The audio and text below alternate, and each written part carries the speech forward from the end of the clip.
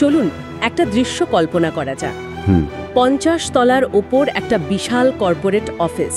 সেই অফিসের কর্নার রুমে বসে আছেন একজন সিইও। নিজের হাতে পুরো সাম্রাজ্যটা গড়ে তুলেছেন তিনি। কিন্তু এখন তিনি কিছুটা অন্ধ। হ্যাঁ, শারীরিকভাবে নয়, আবেগের কারণে। তার হাতে একটা রিপোর্ট এসেছে। আর সেই রিপোর্টে কি আছে? ডেটা বলছে তার নিজের ছেলে যে ডিভিশনটা চালাচ্ছে সেখানে ব্যবসায় ধস নেমেছে। সেরা কর্মরা চাকরি ছেড়ে দিচ্ছে। কোথায় যাচ্ছে তারা?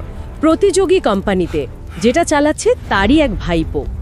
এখন দেখুন, সিইও পরামর্শকের কাছে কিন্তু সত্যিটা জানতে চাইছেন না। তিনি এমন প্রশ্ন করছেন যা তার ভয়কে সমর্থন করে। একদম। তিনি জিজ্ঞেস করছেন, মার্কেট কি আমার ছেলের প্রতি অবিচার করছে? ও কি ওর মনোবল হারিয়ে ফেলবে? আর এই দৃশ্যপটটা কিন্তু শুধু আজকের কোনো বোর্ডরুমের গল্প নয়। না, বিলকুল না। এটা হাজার হাজার বছর পুরনো ভগবদ্গীতার প্রথম শ্লোকের একটা সাইকোলজিক্যাল ব্লুপ্রিন্ট। এটাই তাহলে ধৃতরাষ্ট্র সিনড্রোম। হ্যাঁ, সেই মানসিক অন্ধত্ব যা বড় বড় সাম্রাজ্য ধ্বংস করে দেয়। গীতার প্রথম শ্লোকটা কোনো দার্শনিক তত্ত্ব নয়, এটা মানব চরিত্রের একটা প্যাথোলজি রিপোর্ট। আর সবচেয়ে মজার ব্যাপার হলো, গীতার শুরু কিন্তু কোনো ঈশ্বর বা জ্ঞানগর্ভ উপদেশ দিয়ে হচ্ছে না। না, হচ্ছে একজন মরিয়া অন্ধ রাজার একটা অদ্ভুত প্রশ্ন দিয়ে। আমি শ্লোকটা বলছি। ধৃতরাষ্ট্র উবাচা ধর্মক্ষেত্রে কুরুক্ষেত্রে সমবেতা ইয়ুৎসবাহা মামকাহ পাণ্ডুবাশ্চৈবা কিম কুর্বত সঞ্জয়া। এর সহজ অর্থ হল, ধৃতরাষ্ট্র বললেন, হে সঞ্জয়, ধর্মক্ষেত্র কুরুক্ষেত্রে যুদ্ধ করার ইচ্ছা নিয়ে সমবেত হয়ে আমার পুত্রেরা এবং পাণ্ডুর পুত্রেরা কি করল? এই প্রশ্নের গভীরে যাওয়ার আগে এর প্রেক্ষাপটটা একটু পরিষ্কার করা দরকার, তাই না? হ্যাঁ, খুব জরুরি। দেখুন, ধৃতরাষ্ট্র জন্ম থেকে অন্ধ ছিলেন, তাই নিয়ম অনুযায়ী তিনি রাজা হতে পারেননি। রাজা হয়েছিলেন তার ছোট ভাই পাণ্ডু। ঠিক, কিন্তু পাণ্ডুর অকাল মৃত্যুর পর তিনি তত্ত্বাবধায়ক রাজা হন। কিন্তু মনের গভীরে সিংহাসনের প্রতি তার আজীবন একটা ক্ষোভ আর লোভ ছিল। আর সেই লোভ থেকেই তিনি নিজের ছেলে দুর্যোধনকে রাজা বানাতে চেয়েছিলেন। যদিও পাণ্ডুর 5 পুত্র পাণ্ডবরাই ছিলেন আসল উত্তরাধিকারী, এই নিয়েই তো সংঘাত। আচ্ছা, একটা প্রশ্ন মাথায় আসছে। তিনি তো যুদ্ধক্ষেত্র থেকে অনেক দূরে নিজের প্রাসাদে বসেছিলেন। তাহলে এই যুদ্ধের খবর তিনি পাচ্ছিলেন কিভাবে? শুধু কি দূতদের মাধ্যমে? এখানেই কাহিনীর একটা অসাধারণ মোড়। তার উপদেষ্টা ছিলেন সঞ্জয়। হ্যাঁ, মহর্ষি ব্যাসদেব সঞ্জয়কে দিব্য দৃষ্টি দিয়েছিলেন। দিব্য দৃষ্টি মানে এক ধরনের ডিভাইন ভিশন। এর মাধ্যমে সঞ্জয় প্রাসাদে বসেই কুরুক্ষেত্রের প্রতিটি মুহূর্ত দেখতে এবং শুনতে পাচ্ছিলেন। বাহ, এটা তো আজকের দিনের রিমোট ভিউইং বা ঈশ্বরিক লাইভ ফিডের মতো। ভাবুন একবার, ধৃতরাষ্ট্রের কাছে সব তথ্য ছিল, কিন্তু সত্য বোঝার মতো দৃষ্টি ছিল না। তার ছিল শারীরিক অন্ধত্ব, আর সঞ্জয়ের ছিল দিব্য দৃষ্টি। হ্যাঁ, এটা অন্ধত্ব বনাম অন্তর্দৃষ্টির এক দারুণ প্রতীকী লড়াই। আচ্ছা, তাহলে রাজার প্রশ্নে ফিরে আসি। আপাত দৃষ্টিতে তো খুবই সরল প্রশ্ন, তারা কি করল? কিন্তু আমি যতবার এটা পড়ি আমার খটকা লাগে। প্রশ্নটা কেমন যেন বেখাপ্পা। কেন? তিনি তো নিজেই বলছেন যে তারা যুযুৎসব যুদ্ধ করার ইচ্ছা নিয়েই জড়ো হয়েছে। ঠিক, তাহলে তারা কি করবে এটা তো বোঝাই যাচ্ছে। এর মধ্যে নিশ্চয়ই অন্য কিছু লুকিয়ে আছে। ঠিক এইখানেই আসল মনস্তাত্ত্বিক খেলাটা শুরু হচ্ছে। চলুন প্রশ্নটা একটু কাঁটা ছেঁড়া করে দেখা যায়। হ্যাঁ, চলুন। প্রথমত, তিনি যুদ্ধক্ষেত্রকে দুটো নামে ডাকছেন, কুরুক্ষেত্র আর ধর্মক্ষেত্র।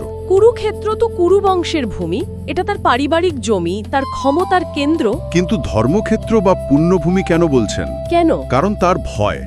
তিনি জানতেন কুরুক্ষেত্র একটি পবিত্র স্থান। তার ভয় ছিল যে এই পুণ্যভূমির প্রভাবে হয়তো তার অধার্মিক পুত্রদের মতি পরিবর্তন হতে পারে। তারা হয়তো যুদ্ধ না করে সন্ধি করে ফেলতে পারে, যা তিনি একেবারেই চাননি। তিনি চেয়েছিলেন তার ছেলেরা জিতুক, তা অধর্মের পথে হলেও। তার তিনি আসলে উত্তরের জন্য প্রশ্ন করছেন না, নিজের ভয় আর নিরাপত্তাহীনতা প্রকাশ করছেন। একদম। ধর্মক্ষেত্র শব্দটা ব্যবহার করে তিনি আসলে জানতে চাইছেন, ওই জায়গার মাহাত্ম্য কি আমার ছেলেদের পরিকল্পনায় জল ঢেলে দেবে? ঠিক তাই। এবং এরপর প্রশ্নের দ্বিতীয় অংশ, কিম কুর্বত বা কি করল, যেটা আমি বলছিলাম এটা তো বাহুল্য। হ্যাঁ, রিডান্ডেন্ট। যারা যুদ্ধের জন্য একত্রিত হয় তারা তো যুদ্ধই করে। এই প্রশ্নটি আসলে তার গভীর উদ্বেগ আর একটা অলৌকিক ঘটনার জন্য তার গোপন আশাকে প্রকাশ করে। কি রকম আশা? তিনি আশা করছেন যে হয়তো সঞ্জয় বলবেন, মহারাজ, একটা মিরাকেল ঘটে গেছে, পাণ্ডবরা ধর্মক্ষেত্রের প্রভাবে যুদ্ধ না করেই সব ছেড়ে দিয়ে চলে গেছে। এটা তো সত্য জানার ইচ্ছে নয়। না, এটা নিজের পছন্দসই একটা উত্তর শোনার আকাঙ্ক্ষা। কিন্তু আমার মনে হয় এই শ্লোকের সবচেয়ে গুরুত্বপূর্ণ এবং ধ্বংসাত্মক শব্দটি হলো মামাকাহা। ঠিক ধরেছেন। আমার লোকেরা, এই একটা শব্দই তো পুরো মানসিকতার ছবিটা পরিষ্কার করে দেয়। এই মামকা শব্দটি হল ধৃতরাষ্ট্রের অপরাধবোধ এবং পক্ষপাতের ডিএনএ। কিভাবে? একজন বংশের প্রধান হিসেবে তার তো বলা উচিত ছিল আমাদের কুরু বংশের ছেলেরা কি পড়ল, তাই না? হ্যাঁ, কারণ পাণ্ডবরাও তো তারই ভাইপো, একই বংশের। কিন্তু তিনি সচেতনভাবে দুটো ভাগ করে দিলেন, আমার ছেলেরা মামকা এবং পাণ্ডুর ছেলেরা পাণ্ডবা। এই ভাষাগত বিভেদটাই তার অন্ধ আসক্তির প্রমাণ, চূড়ান্ত পক্ষপাতের প্রমাণ। এই আমার ভাব বা মাইন্ডনেস তার বুদ্ধিকে পুরোপুরি অন্ধ করে দিয়েছিল। তিনি পাণ্ডবদের ভাইয়ের ছেলে হিসেবে দেখছিলেন না, দেখছিলেন নিজের ছেলের সিংহাসনের প্রতিপক্ষ হিসেবে। ঠিক এই মানসিক অবস্থাকেই আমরা ধৃতরাষ্ট্র সিন্ড্রোম বলতে পারি। আর এটা শুধু প্রাচীনকালের কোনো রাজার মধ্যে সীমাবদ্ধ নয়। না, একেবারেই নয়। আজকের কর্পোরেট লিডার, ম্যানেজার, এমনকি অভিভাবকদের মধ্যেও এই সিন্ড্রোম মারাত্মকভাবে উপস্থিত। অবশ্যই এই সিন্ড্রোমের তিনটি প্রধান লক্ষণ আছে যা আমরা প্রায়ই দেখি। কি কি? প্রথমটি হলো আসক্তির কারণে পক্ষাঘাতগ্রস্ত হওয়া, মানে প্যারালিসিস বাই অ্যাটাচমেন্ট। এটা একটু বুঝিয়ে বলবেন?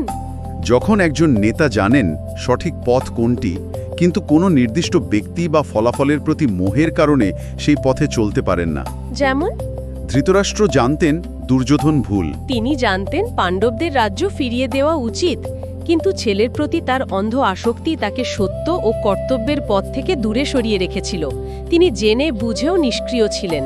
তার মানে এটা শুধু পক্ষপাতিত্ব নয়, এটা এক ধরনের সিদ্ধান্তহীনতা যা মোহ থেকে জন্মায়। আচ্ছা, যদি কোনো লিডার এই আসক্তিতে পক্ষাঘাতগ্রস্ত নাও হন, তাহলেও কি অন্য কোনোভাবে এই সিন্ড্রোম প্রকাশ পেতে পারে? খুব ভালো প্রশ্ন।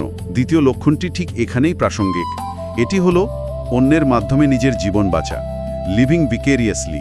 মানে ধৃতরাষ্ট্র নিজে রাজা হতে পারেননি। সেই অপূর্ণ ইচ্ছা, সেই অতৃপ্তি তিনি ছেলে দুর্যোধনের মাধ্যমে পূরণ করতে চাইতেন। ছেলের সাফল্যকে নিজের সাফল্য আর ছেলের অপমানকে নিজের অপমান বলে মনে করতেন। এই কারণে তিনি দুর্যোধনকে কখনো শাসন করতে পারেননি, কারণ দুর্যোধনের ইচ্ছাকে আঘাত করা মানে নিজের অপূর্ণ ইচ্ছাকেই আঘাত করা। আজকের জগতেও তো অনেক বাবা মা বা ম্যানেজার তাদের সন্তান বা অধীনস্থদের উপর নিজেদের অপূর্ণ স্বপ্ন চাপিয়ে দেন। একদম। আর তৃতীয় লক্ষণটি নিশ্চয়ই ইচ্ছাকৃত অন্ধত্ব বা উইলফুল ব্লাইন্ডনেস। ঠিক। তিনি তথ্য চাইতেন, কিন্তু সত্য বা জ্ঞান চাইতেন না। তিনি এমন তথ্য চাইতেন যা তার বিশ্বাসকে সমর্থন করে, তাকে চ্যালেঞ্জ করে না। হ্যাঁ, তিনি সঞ্জয়ের কাছে যুদ্ধের বিবরণ শুনতে চেয়েছিলেন, কিন্তু সেই বিবরণের নৈতিক তাৎপর্য বুঝতে চাননি। আজকের দিনেও অনেক লিডার এমন রিপোর্টই পছন্দ করেন যা তাদের সিদ্ধান্তকে সঠিক প্রমাণ করে, বাস্তবতাকে নয়। তারা ফিডব্যাক চায়, কিন্তু শুধু সেই ফিডব্যাক যা শুনতে ভালো লাগে। ঠিক। চলুন এই সিন্ড্রোম আজকের দুনিয়ায় কোথায় কোথায় দেখা যায় তার কিছু বাস্তব উদাহরণ নিয়ে কথা বলি, কারণ তথ্যের চেয়ে উদাহরণ অনেক বেশি দাগ কাটে। অবশ্যই। কর্পোরেট জগতে স্বজনপ্রীতির কথা তো প্রথমেই মাথায় আসে। আর এর সবচেয়ে বড় উদাহরণ সম্ভবত আমাদের দেশেই আছে, রিলায়েন্স সাম্রাজ্যের বিভাজন। ধীরুভাই আম্বানির ঘটনাটা। হ্যাঁ, তিনি যখন কোনো উইল না রেখে মারা যান, তখন তার দুই ছেলের মধ্যে যে ক্ষমতার লড়াই শুরু হয় তা আধুনিক মহাভারতের চেয়ে কম কিছু নয়। সেখানেও মামাকা বা আমার লোক আমার ব্যবসা, এই ভাবনাটাই প্রধান হয়ে উঠেছিল। দুই ভাই একে অপরের বিরুদ্ধে এমন সব পদক্ষেপ নিয়েছিলেন যা পুরো গোষ্ঠীর জন্যই ক্ষতিকর ছিল। শেষ পর্যন্ত সাম্রাজ্য ভাগ হয়ে যায়। এটা তো গেল স্বজন প্রীতির কথা, কিন্তু অনেক সময় তো স্বজন নয়, কিন্তু একজন অত্যন্ত গুরুত্বপূর্ণ কর্মীকে নিয়েও এই সিন্ড্রোম দেখা যায়, যাকে বলে টক্সিক হাই পারফর্মার। চমৎকার পয়েন্ট। দুর্যোধন কিন্তু একজন অত্যন্ত শক্তিশালী যোদ্ধা এবং নেতা ছিলেন, কিন্তু তার আচরণ ছিল বিষাক্ত। সে তো পুরো রাজসভার সংস্কৃতি নষ্ট করে দিয়েছিল। আর ধৃতরাষ্ট্র তাকে রক্ষা করতেন, কারণ সে ছিল তার সবচেয়ে শক্তিশালী খুঁটি। আজকের অনেক সিইও ঠিক ধৃতরাষ্ট্রের মতোই তাদের সেরা সেলসম্যান বা সেরা কোডারকে রক্ষা করেন, যদিও তারা টিমের বাকিদের জন্য কাজ করা অসম্ভব করে তোলে। কিন্তু এখানে একটা পাল্টা যুক্তি আসতে পারে। একজন সিইওর দৃষ্টিকোণ থেকে ভাবলে সেরা পারফর্মারকে ধরে রাখাটা কি কোম্পানির স্বল্পমেয়াদী লাভের জন্য জরুরি নয়? এটাই তো ধৃতরাষ্ট্রের দ্বিধা। স্বল্পমেয়াদী লাভ বনাম দীর্ঘমেয়াদী ধর্ম বা স্থায়িত্ব? এর কোনো উত্তর আছে? এর উত্তরে হার্ভার্ড বিজনেস স্কুলের একটি বিখ্যাত গবেষণা আছে। তারা দেখিয়েছে একজন সুপারস্টার টক্সিক কর্মীকে পুষে রাখার আর্থিক ক্ষতি অনেক বেশি। হ্যাঁ, অনেক বেশি। কারণ ওই বিষাক্ত কর্মী হয়তো একা ভালো কাজ করছেন, কিন্তু তার কারণে অন্য 10 জন ভালো কর্মী হয় চাকরি ছেড়ে দেন অথবা তাদের সেরাটা দিতে পারেন না। ফলে দীর্ঘমেয়াদে কোম্পানির বিশাল ক্ষতি হয়। কিন্তু ধৃতরাষ্ট্রের মতো নেতারা এই দীর্ঘমেয়াদী ক্ষতিটা দেখতে পান না, কারণ তারা আমার সেরা পারফর্মারের মোহে অন্ধ থাকেন। পারিবারিক ব্যবসার ক্ষেত্রে এই মামকা বা আমার ভাব তো আরও মারাত্মক হতে পারে। অবশ্যই। গুচ্ছি ফ্যাশন সাম্রাজ্যের গল্পটা এর সেরা উদাহরণ। গুচ্ছি। হ্যাঁ, পরিবারের সদস্যদের মধ্যে আমার ভাব এবং ক্ষমতার লড়াই এমন পর্যায়ে পৌঁছেছিল যে পুরো কোম্পানি তাদের হাতছাড়া হয়ে যায়। নিজের ভাইয়ের বিরুদ্ধে ষড়যন্ত্র, বাবার বিরুদ্ধে কর ফাঁকির অভিযোগ সব হয়েছিল। মাউরিজিও গুচ্ছির ভাই পাউলো গুচ্ছি প্রতিশোধ নিতে নিজের বাবাকেই কর ফাঁকির অভিযোগে জেলে পাঠিয়েছিল। ভাবা যায়। শেষে পুরো গুচ্ছি ব্র্যান্ডটায় তারা বিক্রি করে দিতে বাধ্য হয়। ধৃতরাষ্ট্রের মতোই পরিবারের সদস্যরা কোম্পানির ধর্ম বা ভালোর চেয়ে আমার স্বার্থকে বড় করে দেখেছিল। আর অভিভাবকত্বের ক্ষেত্রে আমরা কি নিজেদের অজান্তেই বাড়িতে একজন ধৃতরাষ্ট্র হয়ে উঠছি? আজকের হেলিকপ্টার প্যারেন্টিং বা স্নো প্লাউ প্যারেন্টিং তো আধুনিক ধৃতরাষ্ট্রের প্রতিচ্ছবি। স্নো প্লাউ প্যারেন্ট মানে সেই অভিভাবক যারা সন্তানের চলার পথের সব বাধা আগে থেকেই পরিষ্কার করে দেন, যাতে তাদের একটুও কষ্ট না হয়। এর ফলে দুর্যোধনের মতো ভঙ্গুর নার্সিসিস্ট তৈরি হয়। ভঙ্গুর নার্সিসিস্ট, এই টার্মটা একটু ব্যাখ্যা করবেন? নিশ্চয়ই। এরা বাইরে থেকে প্রচণ্ড আত্মবিশ্বাসী এবং অহংকারী হয়, কিন্তু ভেতরে ভেতরে তারা অত্যন্ত নিরাপত্তাহীনতায় ভোগে এবং সামান্যতম সমালোচনা বা ব্যর্থতাও সহ্য করতে পারে না। কারণ তারা কখনো কোনো সত্যিকারের বাধার সম্মুখীন হয়নি। ঠিক। যখন তারা জীবনের আসল কুরুক্ষেত্রে প্রবেশ করে, যেখানে বাবা মা তাদের রক্ষা করতে পারেন না, তখন তারা ভেঙে পড়ে। ধৃতরাষ্ট্রের অন্ধ ভালোবাসা দুর্যোধনকে শক্তিশালী না, বরং ভঙ্গুর বানিয়েছিল। এই সমস্ত আলোচনাটা ছিল বাইরের জগতের উদাহরণ নিয়ে, কিন্তু যদি আমরা এই যুদ্ধক্ষেত্রকে আমাদের ভেতরে খুঁজি, তাহলে এই শ্লোকের অর্থ কি দাঁড়ায়? এটাই গীতার সবচেয়ে শক্তিশালী এবং ব্যক্তিগত ব্যাখ্যা। এই ব্যাখ্যা অনুযায়ী কুরুক্ষেত্র হল আমাদের এই শরীর বা মন। আর ধৃতরাষ্ট্র? ধৃতরাষ্ট্র হলেন আমাদের অন্ধ অহং বা ইগো, যে সবসময় নিজের অস্তিত্ব নিয়েই চিন্তিত। কৌরবারা হল আমাদের নেতিবাচক প্রবৃত্তি, লোভ, ক্রোধ, হিংসা, আসক্তি, যারা সংখ্যায় অনেক। আর পাণ্ডবারা হল আমাদের ইতিবাচক গুণাবলী, বিবেক, সত্য, সংযম, যারা সংখ্যায় কম হলেও শক্তিশালী। আর সঞ্জয়? সঞ্জয়, যার দিব্য দৃষ্টি আছে, তিনি হলেন আমাদের আত্মদর্শন বা ভেতরের বিবেক, যা সবকিছু নিরপেক্ষভাবে দেখতে পায়। বাহ! তাহলে এই প্রেক্ষাপটে গীতার প্রথম শ্লোকটি আসলে আমাদেরই ভেতরের সংলাপ। আমার অহং আমার বিবেককে জিজ্ঞেস করছে, ধর্মক্ষেত্রে কুরুক্ষেত্রে কিম কুর্বতে সঞ্জয়া, মানে আমার এই মানব জীবনে আমার ভেতরের ভালো আর মন্দের লড়াইয়ে আজ কে জিতছে? ঠিক তাই। আমাদের অন্ধ মন বা ইগো সবসময় ভয় পায়। সে জানে যদি বিবেক বা পাণ্ডবারা জিতে যায়, তবে তার ভোগ বিলাসের সাম্রাজ্য ধ্বংস হয়ে যাবে। তাই সে সত্যটা জানতে চায় না। সে শুধু নিজের পক্ষে একটা রিপোর্ট চায়। সে শুনতে চায় যে তার লোভ, তার ক্রোধই আজ জিতেছে। তাহলে এই পুরো আলোচনার মূল শিক্ষাটা কি? ভগবদ্গীতার প্রথম প্রশ্নটি কোনো যুদ্ধক্ষেত্রের বর্ণনা নয়, বরং এটি সেই অপরীক্ষিত জীবনের প্রশ্ন। আমাদের সামনে সবসময় দুটি পথ খোলা থাকে। হয় আমরা ধৃতরাষ্ট্রের মতো জিজ্ঞেস করব, আমার কি হবে, বা আমার লোকেরা কেমন আছে, অথবা আমরা অর্জুনের মতো জিজ্ঞেস করব, সঠিক কাজ কোনটি। আসক্তি বা মামকা আমাদের আমার কি হবে প্রশ্নটি করতে বাধ্য করে, আর ধর্ম বা কর্তব্য আমাদের সঠিক কাজ কোনটি এই প্রশ্নটির দিকে নিয়ে যায়। আর শ্রোতাদের জন্য একটা শেষ প্রশ্ন রেখে যাই। বলুন। যখন আমরা আমাদের জীবনের যুদ্ধক্ষেত্র, সেটা অফিস হোক বা পরিবার, তার খবর নিই, তখন আমরা কার মতো আচরণ করি?